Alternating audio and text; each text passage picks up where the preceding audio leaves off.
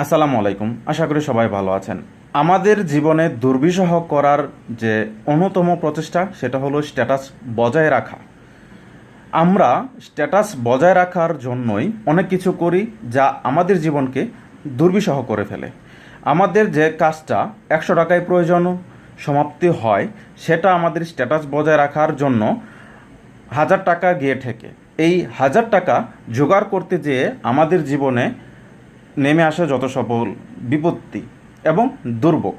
আমরা যদি স্ট্যাটাস বজায় না রেখে আমাদের যে চাহিদা, সেই চাহিদা অনুসারে নিজের সাধ্য অনুসারে যদি আমরা চলার চেষ্টা করি, এই স্ট্যাটাস থেকে আমরা মুক্তি পাবো এবং আমাদের যে জীবনটা দুর্বিষহ জীবন হয়ে ওঠা, এটা থেকে আমরা অনেকাংশেই লাঘব পাবো।